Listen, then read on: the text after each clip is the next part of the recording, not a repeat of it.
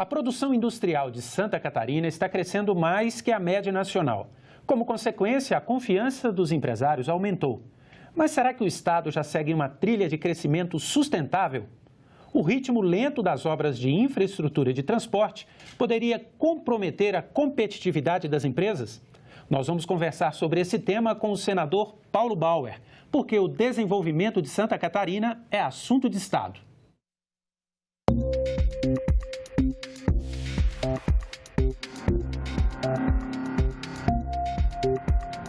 Santa Catarina tem belezas que atraem brasileiros de todas as partes.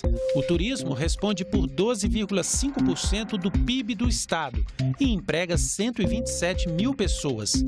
O setor ajuda a puxar a recuperação econômica, que tem boas notícias em outras áreas. O aumento das vendas no varejo trouxe indicadores positivos para a indústria, melhorando a arrecadação do governo. Mas os empresários alertam que a falta de investimentos em infraestrutura pode comprometer o crescimento do estado, levando empresas a deixar Santa Catarina.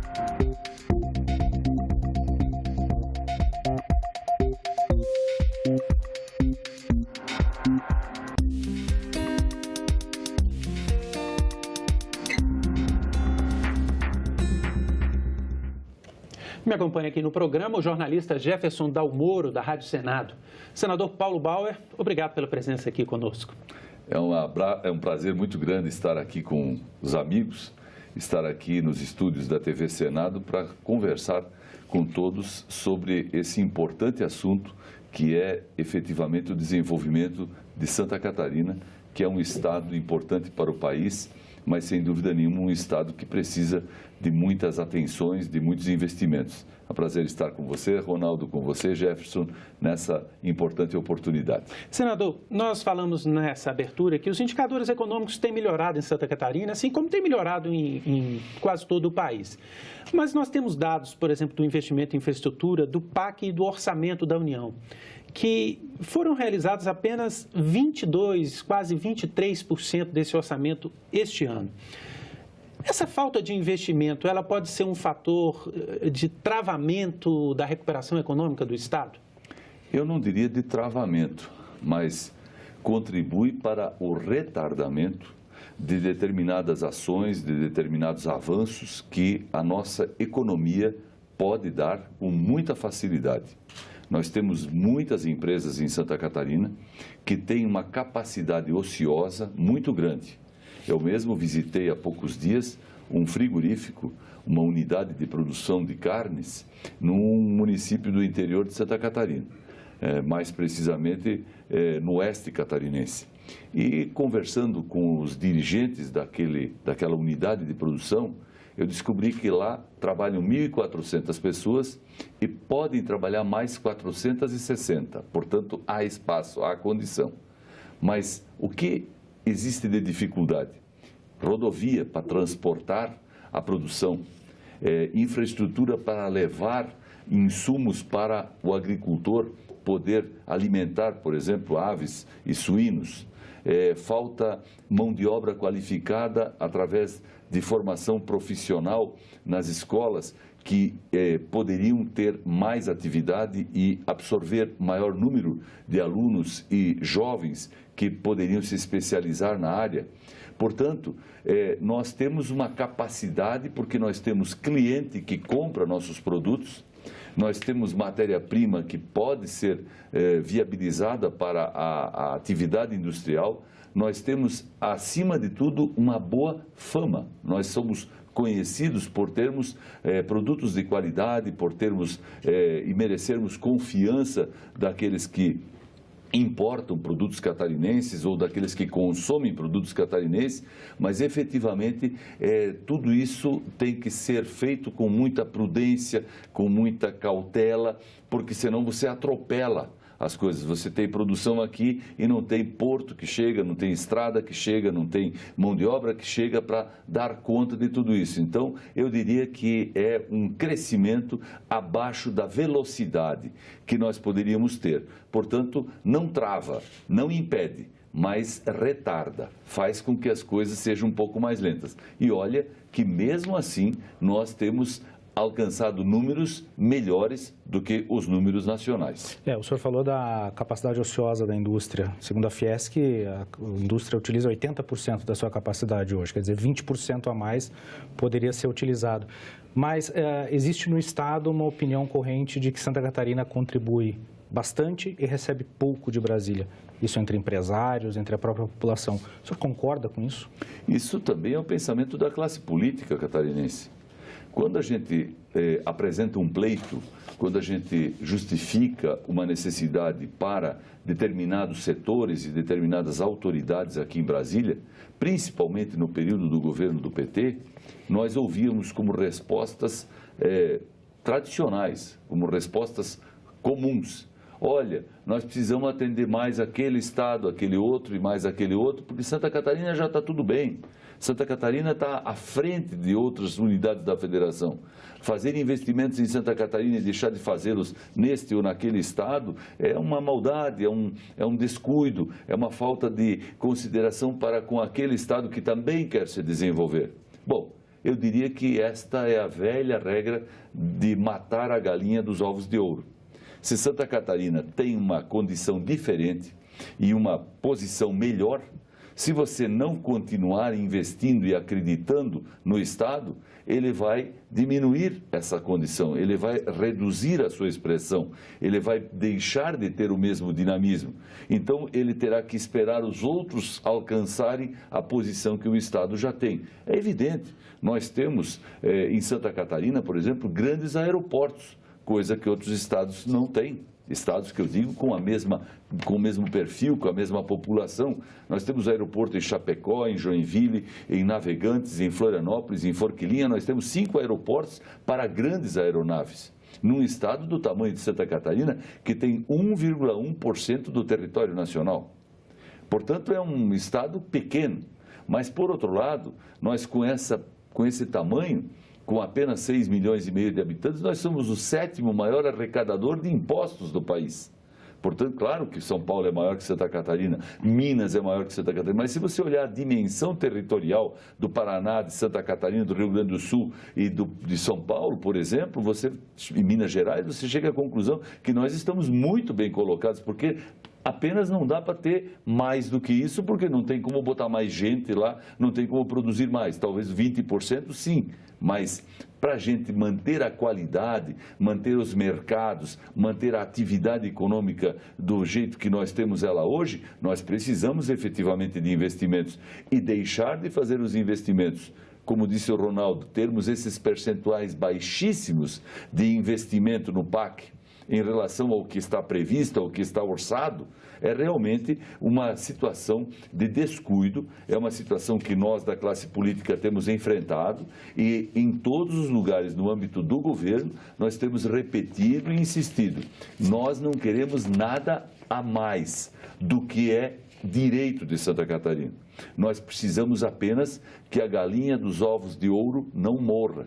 Nós não queremos que uma indústria saia de Santa Catarina e vá, por exemplo, para o Paraguai, como tem acontecido frequentemente em relação às indústrias brasileiras, porque o Paraguai oferece determinadas vantagens. Nós queremos oferecer os 5 aeroportos, nós queremos oferecer o Porto de Itapoá, o Porto de São Francisco, o Porto de Itajaí, o Porto de Navegantes, o Porto de Imbituba. Não existe no Brasil nenhum estado que tenha 5 portos para receber os maiores navios do mundo, como é o caso de Santa Catarina. E todos chegam lá vazios e saem cheios. Isso que é interessante. Eles vêm do exterior, descarregam em Santos, descarregam no Rio de Janeiro, descarregam em Vitória e vão vazios até Santa Catarina para lotar o navio de carne, para lotar o navio de produtos feitos em Santa Catarina, na área da metalmecânica, na área da linha branca e seguir para o mundo. Quer dizer, o nosso estado é, sem dúvida nenhuma, um estado que precisa e deve merecer investimentos continuamente. A Federação das Indústrias tem alertado para isso que o senhor acabou de falar, de empresas que estão saindo de Santa Catarina, indo para o Paraguai, para outros estados, e alega que a falta de obras é uma das causas. Nós temos uns dados aqui, senador da Federação das Indústrias, que monitora ali no nosso telão, monitora 117 obras importantes do estado e mostra que apenas 23,9% estão concluídas, 37,6% com prazos encerrados sem conclusão. 13,7% em andamento, 24,8% com andamento comprometido. Quer dizer, são índices pequenos dessas obras monitoradas. A causa é só falta de recurso mesmo, ou é falta de planejamento? O que acontece? Veja bem, eu já disse isso ao presidente da República, como já disse isso a vários ministros e autoridades do governo federal. Se você perguntar quais são as obras do governo federal em Santa Catarina, elas não precisam das duas mãos. São poucas. Não tem 10. Nós temos a duplicação da BR-280, nós temos as melhorias necessárias na BR-282, que são obras de terceira pista, obras de intersecção.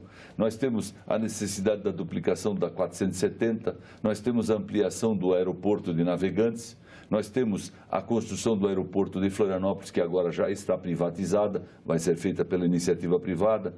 Nós temos a grande obra do contorno de Florianópolis, que é também obra da concessionária da BR-101, portanto é uma obra privada, não é mais uma obra pública. Mas nós temos a necessidade, por exemplo, de ampliação do cais do porto de Itajaí, que é público. Então, se nós considerarmos quantas obras nós temos federais em Santa Catarina, é absurdo dizermos que são apenas essas 6, 7 obras que são importantes. Tem, por exemplo, a ferrovia leste-oeste, que é indispensável e que, por enquanto, não estamos nem falando de executar a obra, queremos somente o projeto, para a gente já poder definir por onde ela vai passar, onde estão as áreas que não podem ser comprometidas com outras obras ou com tomada de espaços urbanos ou mesmo em atividades agrícolas. Se você já tem o projeto, você já começa a deixar aquele trecho separado e preservado para a futura obra. Quer dizer, quando nós temos poucas obras e elas andam com esta lentidão, ou até se encontram paradas, é óbvio que, da nossa parte, cabe a pergunta ao governo federal. Por que não tocar uma, pelo menos? Priorizar. Em ritmo decente, em ritmo adequado. Para concluir. Claro que a gente sabe que essa obra é desse ministério, aquela é daquele outro e a terceira é de mais um. A gente sabe disso, mas nós também sabemos que o governo federal hoje está trabalhando para recuperar o prejuízo, ou melhor, para tirar o país do prejuízo. Porque a irresponsabilidade na gestão pública do PT foi uma coisa absurda. Eles liquidaram com o governo e com a governabilidade do país. 1.700 obras estavam em condições de quase paralisação quando Temer assumiu o governo. A arrecadação não cresce. Ainda por cima tem um déficit público monstruoso que precisa ser administrado. Portanto, também não podemos alegar e querer que o governo seja obrigado a fazer tudo de uma vez. Mas eu diria, tem que definir, Jefferson, quais são as prioridades. E dentre as prioridades, sem dúvida nenhuma, nós temos muita facilidade para dizer qual é a número 1, a número 2, a número 4, a número 7 em Santa Catarina, porque não tem 8. Senador, agora existe, por exemplo, como a BR-282 no oeste, fala-se na duplicação dela até o entroncamento com a BR-153, e aí estaria o problema para Santa Catarina, levando a produção a sair, a ser escoada pelo Porto de Paranaguá. Como é que o senhor vê isso? Como é que está sendo tratado esse assunto? Porque tem também a ferrovia, como o senhor falou, a ferrovia do Frango para vir de Chapecó até o Porto de Itajaí. O que é mais importante, se é que dá para dizer que alguma coisa é mais importante que a outra? Eu diria que a obra rodoviária é mais fácil, porque ela se refere apenas a um trecho. A ferrovia não, a ferrovia cruza o estado. Ela é uma ferrovia de quase 700 quilômetros de extensão. E ainda quando chegar no litoral, ela precisa ter outro ramal, que seria o da intersecção entre os portos de São Francisco, de Navegantes, de Itajaí e de Imbituba. Seriam coisa de 700, 600 quilômetros leste-oeste, ou melhor, oeste e leste, e depois outros 200, quase 300 só no leste, em linha paralela ao mar. Portanto, é uma obra gigante. A rodovia, que poderia ser duplicada num trecho no oeste catarinense, é apenas um trecho. Mas nós sabemos que as condições e os recursos são limitados, portanto, é de se pensar e de se admitir que até chegarmos a uma condição de termos recursos para investir ou falarmos de privatização da 280, nós poderíamos, ou da 282, nós poderíamos falar de obras que permitissem a viabilidade de um tráfego mais rápido. Como eu digo, a terceira pista, ou a criação de alguma intersecção, ou a eliminação de pontos de estrangulamento da rodovia, com algumas providências. Como foi feito na 116, né? Exatamente, que poderiam ser muito facilmente realizadas, mas ainda não temos sequer o projeto concluído para poder saber quanto custa, o que precisa ser feito efetivamente. Senador, pode ir. Só para continuar nas ferrovias, existe alternativa fora do investimento público para fazer essas ferrovias? Eu tenho certeza que sim. O país caminha hoje para a concessão de serviços e de obras públicas para a iniciativa privada. A prova foi o aeroporto de Florianópolis, que foi privatizado, concessionado e, portanto, privatizado, de uma forma tal que a Infraero e o governo federal vão receber alguns bilhões de reais de indenização e a empresa suíça que vai construir o terminal vai investir outros 3,5 bilhões de reais na obra. Eu diria que quando você fala em privatização, quando você fala em concessão e investimento privado, falando em Santa Catarina, Jefferson, é muito mais fácil de você atrair investidores. Por exemplo, se falarmos dessa ferrovia para a iniciativa privada, seja para grupos alemães, chineses ou americanos, com certeza eles vão investir. Porque o número de caminhões de carga que transportam carga diariamente em Santa Catarina na direção de 5 portos, e no caso específico de carnes para o porto de Itajaí, é algo fenomenal. Quer dizer, alguém que inventar de fazer a ferrovia sabe que no primeiro mês já vai ter faturamento garantido, porque as indústrias, a agroindústria, é óbvio que vai optar pelo transporte ferroviário quando ele estiver disponível, porque isso vai baratear o custo do produto e vai permitir uma concorrência, uma competição melhor do produto catarinense com produtos de outros lugares do mundo nos destinos finais, como a Arábia Saudita, como Japão, como toda a Ásia, que é uma grande compradora de produtos catarinenses, principalmente de proteína animal. Continuar um pouquinho nas ferrovias ainda, viu, Jefferson? Muitos senadores que vêm aqui, Mato Grosso, Goiás, Mato Grosso do Sul, têm essa mesma avaliação que o senhor, que é importante investir em ferrovias. O senhor apresentou aí agora uma alternativa, vamos entregar para a iniciativa privada. Esse é um problema crônico do país, quer dizer, não falta apenas uma decisão técnica para resolver, porque os estados clamam por ferrovias e os projetos, muitos estão parados, outros sequer iniciados, como é o caso de Santa Catarina. A cultura da ferrovia no Brasil, ela é uma cultura muito questionada ou muito pobre. Nós temos ferrovias que foram projetadas para ser construídas em 5 anos, já estão 15 anos em obras e não terminou. É uma questão que a gente vê como difícil de ser implementada.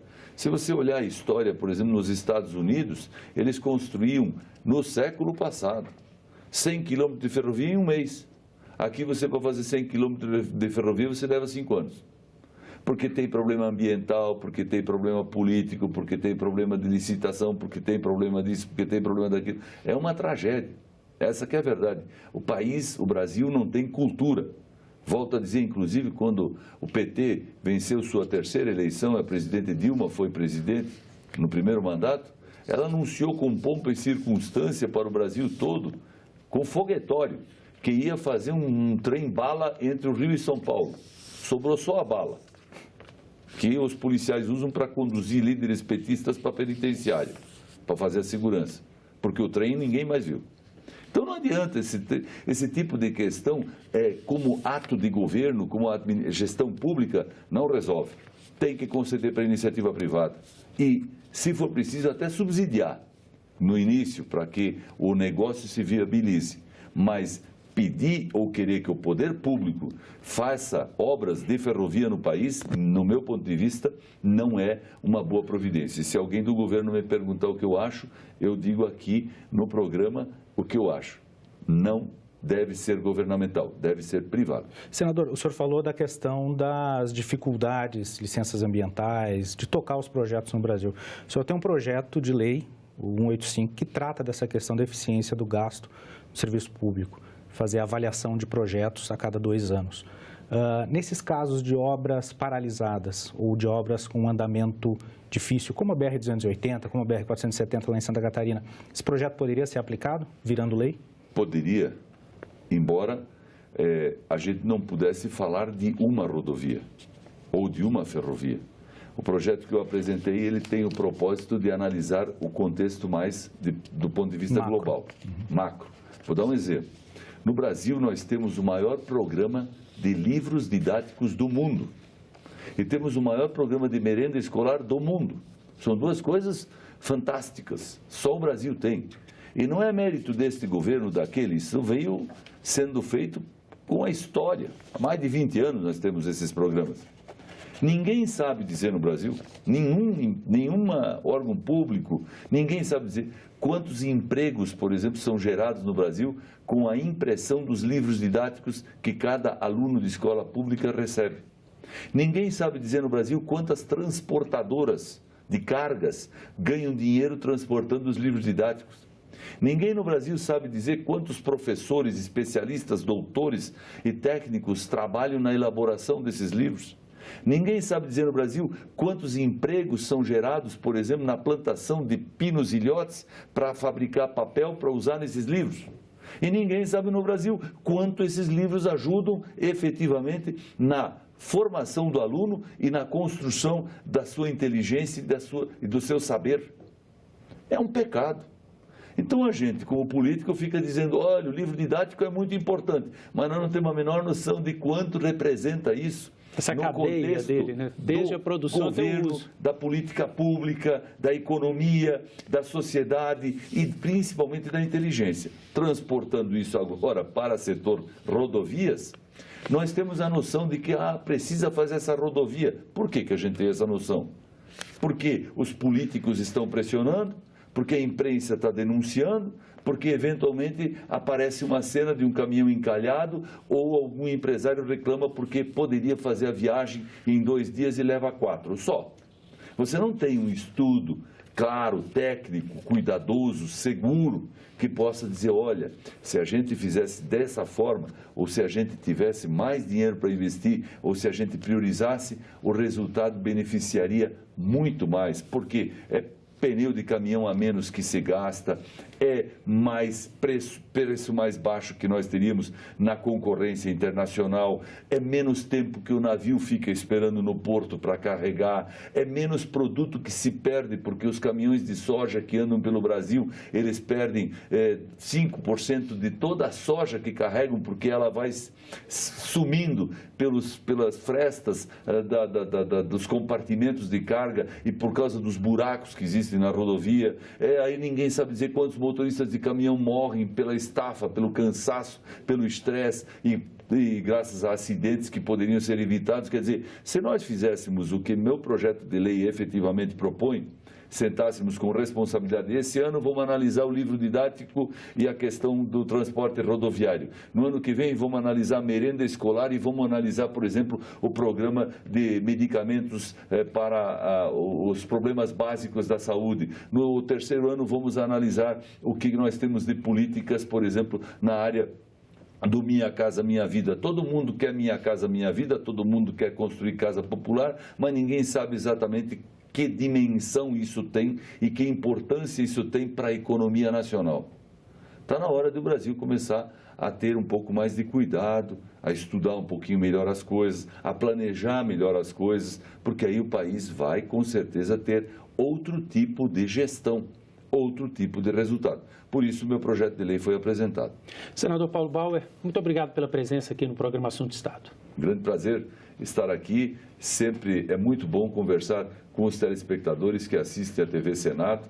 Nós efetivamente sabemos que o Brasil precisa da nossa contribuição, da nossa participação, do nosso empenho e principalmente da nossa esperança. Todos nós temos esperança, Jefferson, obrigado pela oportunidade. Ronaldo, obrigado pela oportunidade. Vamos, em nome da esperança, fazer um Brasil melhor, com certeza. Nós agradecemos também a sua audiência. Você pode rever esta entrevista, distribuí-la, porque ela está lá no nosso site, senado.leg.br/TV. Pode também enviar sugestões e críticas pelo telefone 0800 61 2211. Muito obrigado pela companhia e até a próxima.